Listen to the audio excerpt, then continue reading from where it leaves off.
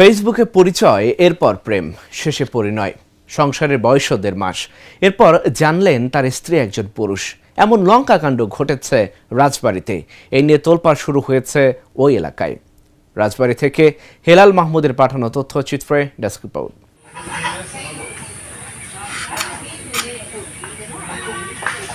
চট্টগ্রামের সামিয়ার সঙ্গে সামাজিক যোগাযোগ মাধ্যমে পরিচয় হয় মাহমুদুল হাসান শান্তর। এরপর তাদের মধ্যে প্রেমের সম্পর্ক গড়ে ওঠে। দীর্ঘদিন প্রেম করার পর 7 জুন শান্তর বাড়িতে চলে আসেন সামিয়া। পরবর্তীতে পরিবারের সম্মতিতে বিয়ে হয় তাদের। এরপর থেকেই বউ হিসেবে সংসার করতে থাকেন শান্তর সঙ্গে। কিন্তু নানা কারণে সম্প্রতি শান্ত ও সামিয়ার আচরণে পরিবারের সদস্যদের মধ্যে তৈরি হয় সন্দেহ। সবাই জানাজানি হওয়ার পরে রাত্রে বিয়েটা পড়ানোর পরে আবার 1 সপ্তাহ পরে চলে যাওয়ার পর আবার আসার পরে আমার ছেলে এটা ঠিক আছে। গ্রামে 5 জনের ডাক দিয়ে তার মনে করেন যে সে 5 জনের ধরি আইলেও হল হোস করলে মেয়ে করলে যে না আমি পুরুষ। আবার মেয়ের মার কাছে হোস করলে কইলে যে না আমার মেয়ে না আমার ছেলে। তার ওই তখন পড়া শার্ট গায়ে দেওয়া হয়েছে মানুষে করে দিলে। একদিন আইসে কত তোর বোর্ডটা এখন তুই দেখলাম না দেখি, তারপর ডাক দিলে তার দেখলাম এখন বোর্ডার মুখের দিকে অত ধরা যায় না, 8 দিক ছেলে নাই। আমি কিছু করলাম টলাম না, আবার করবে না আমার বেটার বোর্ড বাঁধলাম।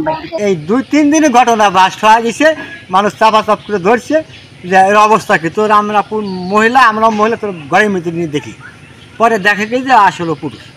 তারপরে লোক জানাজানি মাঠটার দুবাটাও হয় নাই। তারপর লাস্টে শেষ পর্যায়ে ওই মারা বলছে যে যেভাবে মেয়েটা গেছে কিছু হার না করে সেটা আপনারা প্রেস কালাম না করে থানায় যোগাযোগ না করে হাতে না দিয়ে আপনারা পাঠা দেন, আমরা মোবাইলে ভিডিও করে আপনারা রেখে দেন, পরিচয়পত্র রেখে দেন। তার লাস্টে শেষ পর্যায়ে কাল এই ব্যক্তি দিয়ে ওই ঢাকার ট্রেনে পাশের ট্রেন থেকে উঠে দিয়েছে। সন্দেহের পরিপ্রেক্ষিতে শুক্রবার বিকেলে পরিবারের লোকজন ও স্থানীয়রা নিশ্চিত হন নতুন বউ সামিয়া একজন পুরুষ। পরে বিষয়টি জানাজানি হলে চাঞ্চল্যের সৃষ্টি হয়। এ বিষয়ে শান্ত বলেন, বিয়ের পর থেকে তার আচরণ রহস্যজনক ছিল।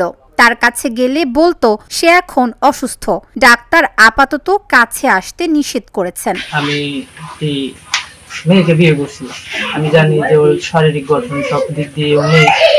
আমি ওকে বিয়ে করছি এবং ফেসবুক থেকে প্রেম করে অনেকজনই বিয়ে করে। সেক্ষেত্রে আমিও বিয়ে করছিলাম ফেসবুক থেকে পরিচয় হওয়ার পরে।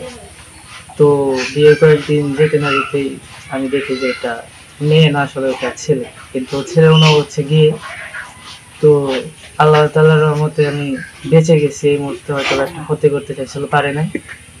তো আপনারা যাই করেন আমার মতো অন্তত ভেবে চিন্তে করিয়েন, কিন্তু এইরকম ফেসবুক থেকে আর আপনারা এরকম ভাবে প্রতারিত হয়েন। সামিয়ার আসল নাম শাহিনুর রহমান। সে চট্টগ্রামের আমতলা এলাকার বাসিন্দা। পরিচয় প্রকাশ হওয়ায় তাকে বাবার বাড়িতে পাঠিয়ে দেওয়া হয়েছে। সামিয়ার এনআইডি না থাকায় কাবিন রেজিস্ট্রি হয়নি বলেও জানায় শান্ত।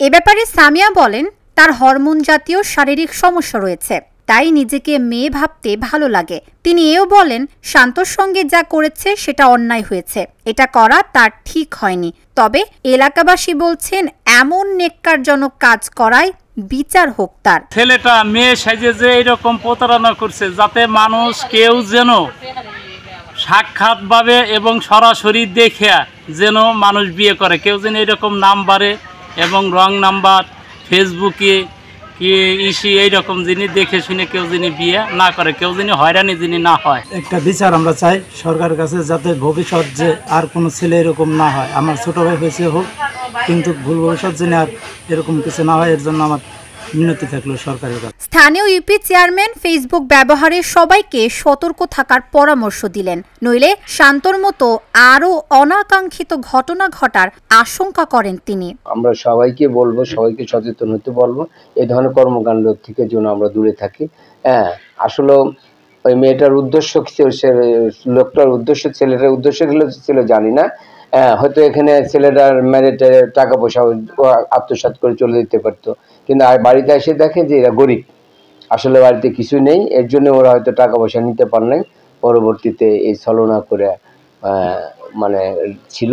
গোয়ালন্দঘাট থানার ওসি মোহাম্মদ রফিকুল ইসলাম জানান, বিষয়টি নিয়ে এখন পর্যন্ত কেউ কোনো অভিযোগ করেনি। অভিযোগ পেলে তদন্ত সাপেক্ষে আইনগত ব্যবস্থা নেওয়া হবে।